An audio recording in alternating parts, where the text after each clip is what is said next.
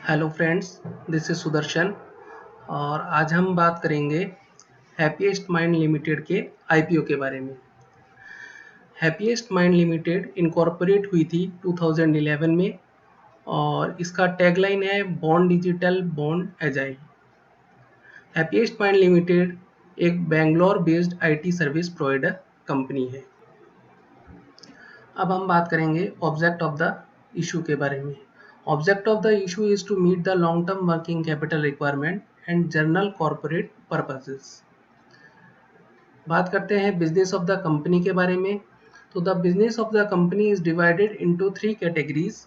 First of all digital business services DBS, second product engineering services PES and infrastructure and management security services IMSS. The DBS unit offers digital application development and modernization. PES unit helps by transforming the potential of digital by making the product secure and smart, wherein IMSS provides an end-to-end monitoring and management capabilities for applications and infrastructure of the clients. बात करते हैं इसके की market के बारे में। The US market has historically been company's single largest market and company revenue from contracts with customers in the United States is more than 70%.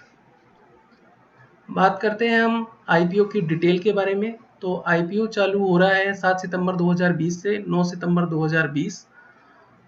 Issue size है 702.02 करोड़, जिसमें फ्रेश इशू रहेगा 110 करोड़ का और ऑफर फॉर सेल रहेगा 592.02 करोड़ का।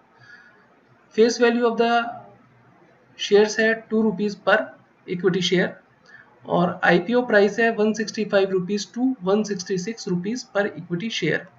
Market lot है 90 shares का और लिस्टिंग होगी इसकी BSE NSE दोनों एक्सचेंजेस पे। अब हम बात करते हैं हैप्पीएस्ट माइंड आईपीओ की टेंटेटिव डेट्स के बारे में।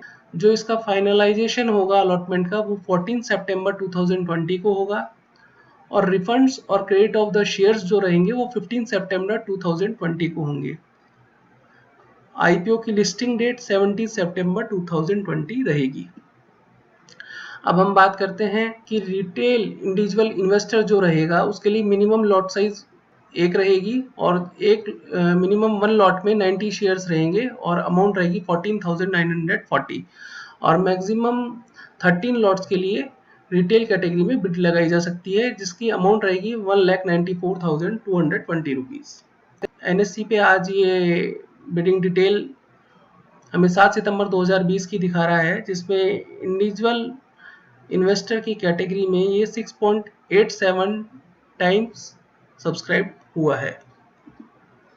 अब हम बात करते हैं कंपनी के फाइनेंशियल्स के बारे में। जब हम कंपनी के फाइनेंशियल्स के बारे में देख रहे हैं तो 31 मार्च 2018 को प्रॉफिट आफ्टर टैक्स जो कंपनी ने रिपोर्ट किया है वो 224.7 मिलियन का लॉस रिपोर्ट किया है। जबकि हम 31 मार्च 2019 टू 20 हम देखेंगे तो प्रॉफिट में एक इंक्रीजिंग ट्रेंड है और 13 जून 2020 के क्वार्टर में कंपनी ने profit after tax 501.8 million declare किया है।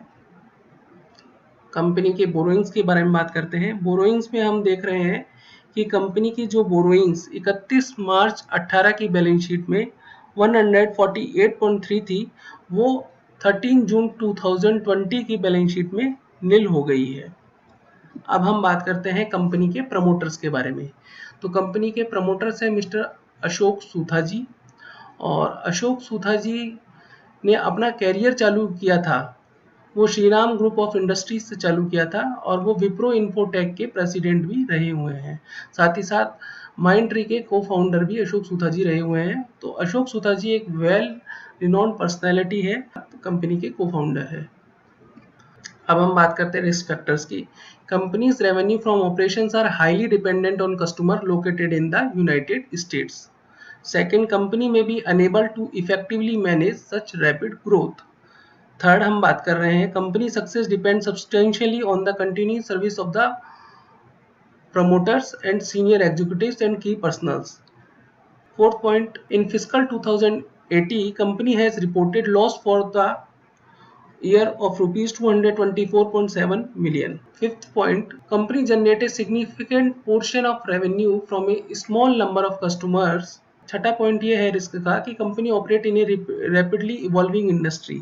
सेवंथ, स्ट्रॉन्ग कंपटीशन मिल रहा है कंपनी को दूसरी कंपनियों से, दूसरी आईटी कंपनियों से. अब हम एक्सटर्नल रिस्क फैक्टर्स के बारे में बात करते हैं. तो एक्सटर्नल रिस्क फैक्टर में जो अभी currently at present global and domestic level दोनों पे नोवेल कोरोना वायरस का फैक्टर जो है वो हम फेस कर रहे हैं, और साथ ही साथ जो ग्लोबल और इंडियन फाइनेंशियल मार्केट्स दोनों में वॉलेटिलिटी एकदम हाई हो रखी है. अब हम बात करते हैं इसके कम्पिटिटिव स्ट्रेंथ्स की.